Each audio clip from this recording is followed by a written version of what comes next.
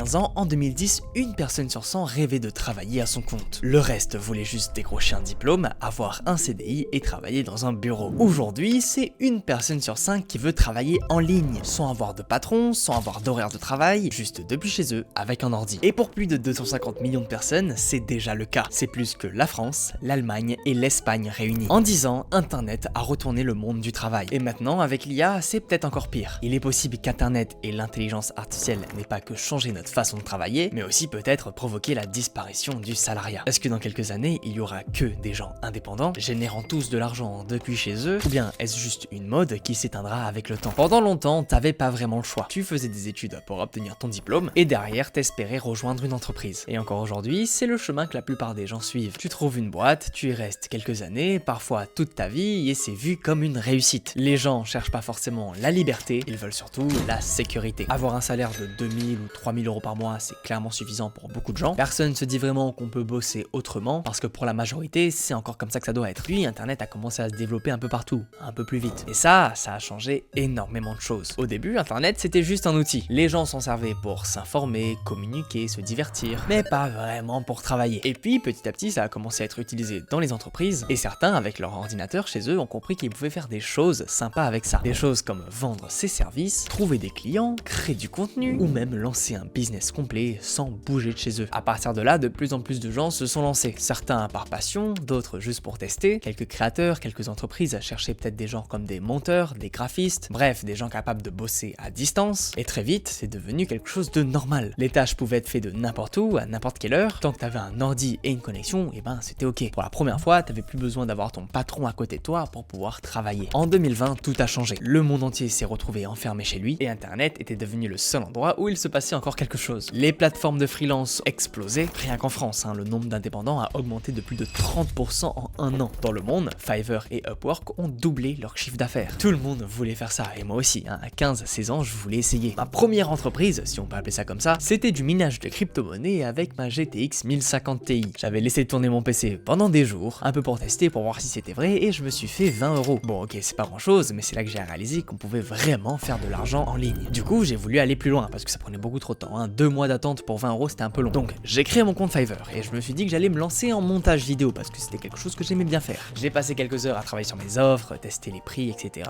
J'ai compris un peu comment ça marchait, et la première fois que j'ai eu un client, j'étais ultra heureux. J'ai capté que c'était bien réel, que je pouvais gagner de l'argent en faisant quelque chose que j'aime, avec mon ordi, depuis ma chambre. D'ailleurs, si vous aussi, vous voulez trouver votre premier client en montage vidéo, il y a un programme gratuit dans la description. C'est un petit programme qui vous donne les étapes une par une, donc profitez-en. Aujourd'hui encore, je le vois autour de moi. Dans mes études, en BUT-MMI, plein de gens veulent se lancer. Ils ont des projets, des marques, vendent leurs services, certains font du montage vidéo, d'autres font du graphisme, d'autres de l'e-commerce, et c'est devenu quelque chose de normal. Internet a créé une génération de gens qui veulent bosser depuis chez eux. Et le plus fou, c'est que c'est un peu le début, parce qu'avec l'IA, tout est en train d'aller encore plus vite. Au début, je pensais que le freelance, c'était la liberté. Plus de patron, plus d'horaire, juste toi et ton ordi. Mais la réalité est un peu différente. Sur des plateformes comme Fiverr ou Upwork, t'es en concurrence avec des milliers de gens. Des milliers de gens prêts à bosser pour presque rien, parce qu'ils viennent des pays comme l'Inde, le Bangladesh, les Philippines, et qui peuvent faire le même taf que toi pour en gros 10 fois, voire 20 fois moins cher que toi. Simplement parce que là-bas, le coût de la vie n'est pas le même. En France, la moitié des freelances gagnent moins que le SMIC, c'est-à-dire que voilà quoi, c'est pas énorme non plus. Souvent ça se passe comme ça, tu bosses beaucoup au début pour aucun résultat. Tu dois tout faire toi-même, trouver des clients, gérer les messages, tout ce qui est auto-entreprise, facture, bref, et t'es même pas sûr d'être payé à la fin. Les plateformes de freelance prennent leur part, et bien sûr, tu passes plus de temps à chercher un client qu'à vraiment travailler sur ce que t'aimes, c'est-à-dire le montage. Je le répète souvent, mais mon premier montage sur Fiverr était de 5 $. Fiverr m'en prend 20%, donc il me reste à peu près 3 € à la fin. 3 € pour plusieurs heures de taf, c'est vraiment de la merde. Et pendant 2 ans, c'était presque que ça. En tout, j'ai dû générer environ 250 €, soit un salaire de 10 € par mois. En voyant ça, c'est difficile de croire que tu peux vraiment vivre de ça. D'ailleurs, j'ai un pote qui a quitté son taf pour se lancer à 100% dans le freelance. Il y croyait vraiment, il voulait bosser à son rythme, travailler depuis chez lui, faire tout ce qu'il voulait, mais il a vite compris que ce n'était pas si simple. Malheureusement, les clients n'étaient pas réguliers, du coup, ils ne garantissaient pas un salaire nécessaire pour payer un appartement, pas de vraie stabilité, et du coup, après quelques mois, il a dû retourner vivre chez ses parents. Près de 70% des freelances arrêtent avant un an, et la majorité ne touche même pas le SMIC les premiers mois. C'est pas forcément une question de talent, juste une question de marché qui est peut-être un peu trop saturé. Aujourd'hui, la liberté qu'on cherchait tous, elle existe toujours, mais elle commence à devenir encore plus compliquée. Les prix baissent, les clients changent tout le temps, et maintenant avec l'intelligence artificielle, c'est en train d'aller encore plus plus vite. On en entendait déjà parler, mais personne ne se rendait compte à quel point ça allait changer le monde du travail. Au début, c'était juste des outils un peu marrants. Des IA qui t'aidaient à faire tes devoirs ou à générer des images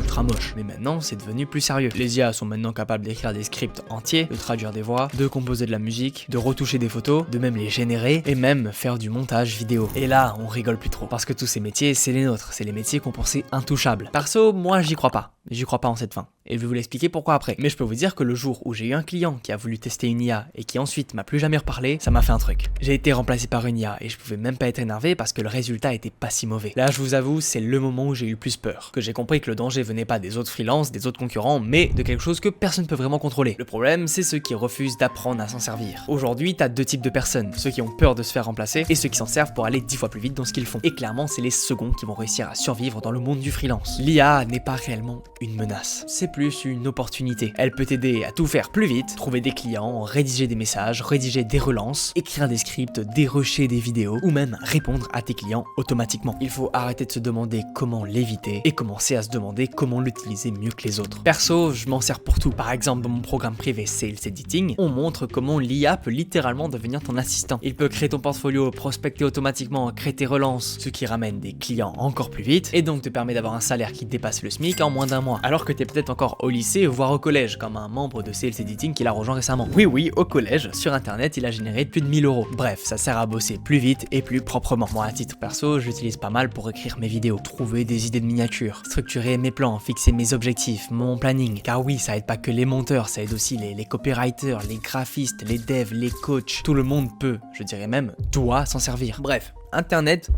a tué le salariat, selon moi. Et aujourd'hui, l'IA est en train d'accélérer tout ça. Les métiers un peu stables, les carrières, les trucs sur 30 ans, selon moi, ça n'existera plus. Avant, avoir un CDI, c'était la sécurité, le truc à faire. Maintenant, selon moi, c'est presque devenu un piège. Maintenant, ce qui arrive avec la technologie, c'est pas quelque chose de pire. C'est même, selon moi, mieux. C'est quelque chose de différent. Internet, il a ouvert plein de choses. Tu peux créer, vendre, apprendre, bosser, collaborer avec tout le monde entier sans bouger de ta chambre. L'IA est bien sûr là pour accélérer tout ça, mais elle ne remplacera pas tout. Elle va juste t'aider à devenir meilleur. Et ceux qui comprendront ça, ceux qui comprendront comment s'en servir, auront de l'avance sur tout le monde. Il y a encore des gens autour de moi qui n'osent pas utiliser ChatGPT parce qu'ils ont peur de soi-disant devenir bêtes. Mais c'est littéralement l'inverse. Refuser d'apprendre à s'en servir, c'est comme refuser d'apprendre à lire. Tu vas malheureusement rester bloqué dans un monde qui continue d'avancer. On est la première génération à devoir se réinventer en permanence. On n'aura peut-être jamais la sécurité que nos parents ont toujours cherché, mais on aura autre chose. La liberté de construire nos propres projets. C'est peut-être beaucoup plus risqué, mais c'est aussi 1000 fois plus excitant personnellement. Je kiffe ça. Il y a beaucoup de chances que ton avenir soit pas une entreprise qui t'embauche, mais que ça soit toi qui la crée. C'était Raph Edit. Abonnez-vous et rejoignez Starter Editing qui est gratuit. Je rappelle, un programme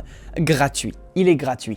Il est gratuit. Prenez-le. Prenez-le, il est gratuit.